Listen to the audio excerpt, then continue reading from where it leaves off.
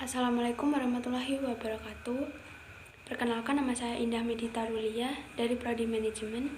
Di sini saya akan menjelaskan kembali mengenai materi mengenal lebih jauh sumber agama yang telah disampaikan oleh Bapak Idris Mahmudi. Beberapa fakta selama perjalanan dakwah, ada dua fenomena yang menarik. Yang pertama, pada hari Sabtu 16 September 2017, pendakwah berkesempatan diminta menjadi pembaca doa di ulang tahun salah satu network marketing yang ditempatkan di salah satu hotel berbintang yang terkenal di Jember. Di antara puluhan orang-orang networker yang jutawan atau bahkan ada yang non-muslim, itu doa secara spiritual Islam dipanjatkan. Padahal acara dan komunitas tersebut bukan berorientasi agamis, bahkan murni bisnis.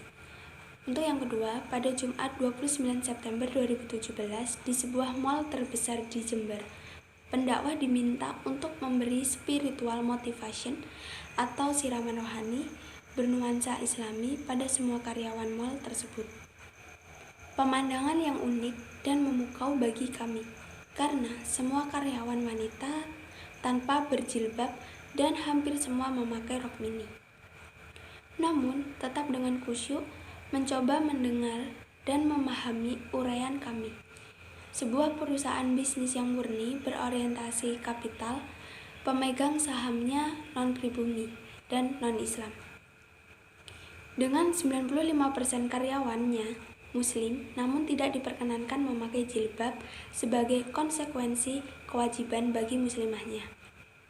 Meski demikian, acara ceramah agama bisa diselenggarakan bagi semua karyawan, security, bahkan pimpinan-pimpinan unit lain di mal tersebut.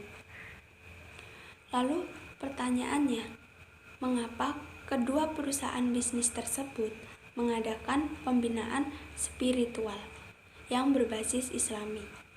Karena spiritualitas tidak bisa dipisahkan dari kehidupan manusia, dan kepercayaan tentang Tuhan merupakan bawaan manusia yang diturunkan dari generasi ke generasi atau nature.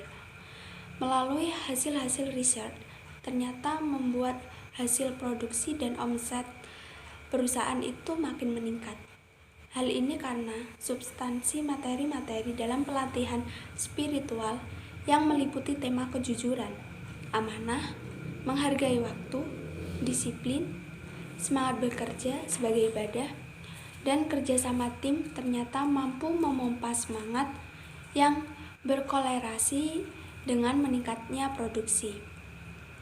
Sebaliknya, jika hak-hak privasi keagamaan dari para karyawan dikekang, semisal tidak ada waktu sholat dan istirahat yang resmi, serta tidak ada pembinaan mental spiritual keagamaan, membuat para karyawan mudah stres, tidak bekerja dengan sepenuh hati, dan bahkan mencuri-curi waktu atas nama melaksanakan kewajiban agamanya. Akibatnya, omset perusahaan justru menurun, karena spiritualitas berhubungan dengan pencarian makna dalam hidup dan mempengaruhi nilai-nilai serta keputusan. Dari beberapa fakta pelaksanaan integrasi nilai-nilai spiritualitas di atas, maka menjadi wajar jika institusi, birokrasi, dan korporasi-korporasi yang disebut dalam prolog tulisan ini melakukan penanaman spiritualitas dalam lingkup perusahaannya. Karena karyawan-karyawan itu juga manusia yang memiliki jiwa beragama dan naluri bertuhan.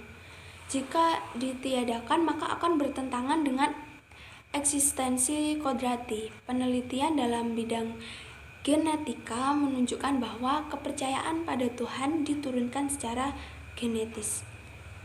Nah, agama-agama langit secara tegas menyatakan bahwa manusia memang sudah dilahirkan membawa Tuhan dalam dirinya. Artinya, Tuhan itu bukan sesuatu yang berasal dari luar diri manusia.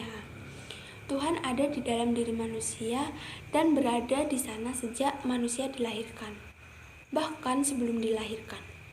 Tentu, tidak dalam pengertian fisik, laksana hadirnya sel-sel darah, gen-gen, atau zat-zat kimiawi tubuh. Dalam konteks ini, Tuhan menjadi personal good sebagai manifestasi kehadiran dari semula sebagai impersonal God. Dari perspektif penelitian tersebut disimpulkan bahwa Tuhan bukan merupakan produk pikiran manusia. Tuhan ditemukan dan dialami dalam suatu pengalaman spiritual di mana manusia mengundang kehadirannya. Hal ini amat berhubungan dengan pengalaman spiritual Nabi Ibrahim alaihissalam yang berusaha mencari Tuhan sebagaimana terekam dalam Quran surat Al-An'am ayat 76-79. Mengapa Ibrahim mencari Tuhan dan akhirnya menuju pada dan konsep Tuhan yang monoteisme? Karena jauh sebelum Michael Persinger dan Rimesh Chandran melakukan riset, Allah sendiri sebagai salah satu nama Tuhan dalam konsepsi agama Islam telah menegaskan dalam Quran surat Al-A'raf ayat 172, dan ingatlah ketika Tuhanmu mengeluarkan keturunan anak-anak Adam dari sulbi mereka dan Allah mengambil kesaksian terhadap jiwa mereka secara berfirman, bukanlah aku ini Tuhanmu. Mereka menjawab, betul, engkau Tuhan kami. Kami menjadi saksi. Kami lakukan yang demikian itu agar di hari kiamat kamu tidak mengatakan, sesungguhnya kami, Bani Adam, adalah orang-orang yang lengah terhadap ini atau terhadap keesaan Tuhan. Oleh karena itu, Nabi Muhammad SAW menegaskan, setiap bayi yang lahir dalam keadaan fitrah. Fitrah di sini dapat dimaknai telah beragama atau telah bertuhan, sebagaimana konsep ayat di atas. Maka acara-acara keagamaan atau spiritualitas yang diselenggarakan dimanapun menjadi lazim dan bahkan berkorelasi linier yang positif terhadap institusi yang mengadakan. Mungkin hanya itu saja yang bisa saya sampaikan mengenai mengenal lebih jauh sumber agama. Bila ada salah kata maupun ucap, saya mohon maaf sebesar-besarnya. Billahi taufiq wal hidayah. Wassalamualaikum warahmatullahi wabarakatuh.